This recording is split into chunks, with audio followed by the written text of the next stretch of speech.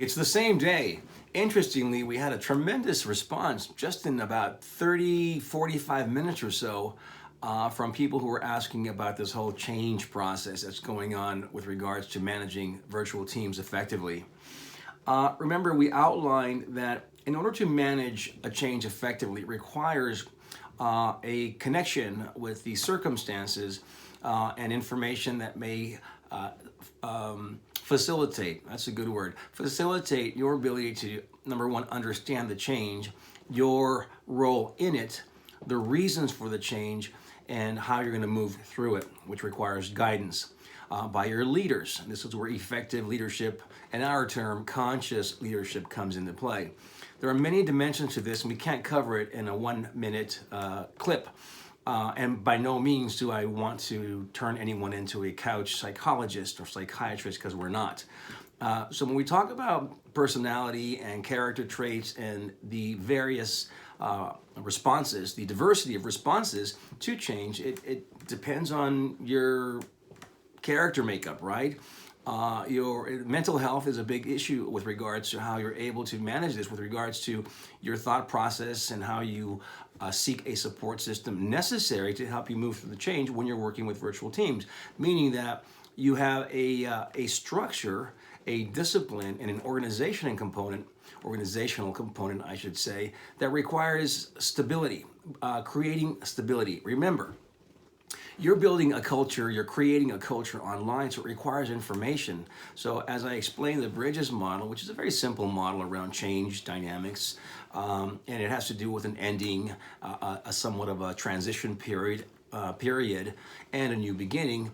On the left side of the curve, it's an upside down bell curve. So on the left side, you have on the left side, do it for recording, on the left side, you have the ending of some sort, in this case, your stability around what's familiar to you, a workplace, a work environment that is physical, and now it's virtual. And so I mentioned earlier the ability to visualize, because as you go through the curve, you want to minimize the degree of chaos and this kind of condition of approaching it, avoiding it, because you're making a transition towards understanding it, which again speaks to leadership, your leadership, or your leaders' leadership around the communication necessary to create balance, to create familiarity. It's the new normal now, right?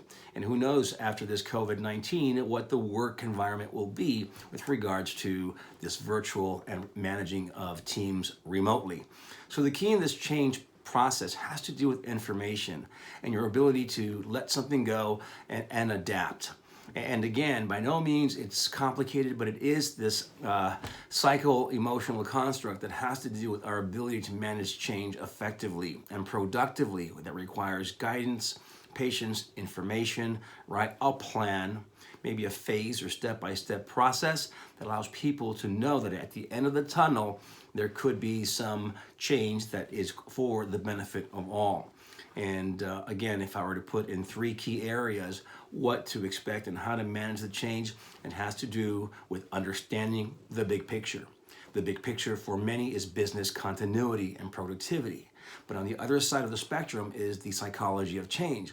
And people respond to it differently depending on, again, their perception, their perspective, and how they can manage stress and or change. In this case, the ability to manage something that in this case, again, is significant, in that we have family components, we have the stressors of the shutdown, of school closures, and so everyone's composition around how they view things is different.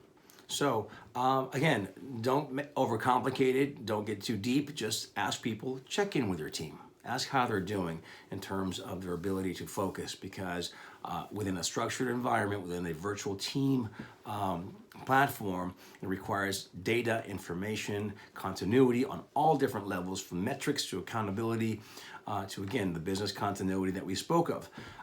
But the key is being able to speak to your team in ways that embraces all the different psychologies of those who are participating. Don't forget your coffee chats, don't forget your structured meetings, don't forget your check-ins, don't forget to ensure that everyone's well-being is on the same page as the team you want to create.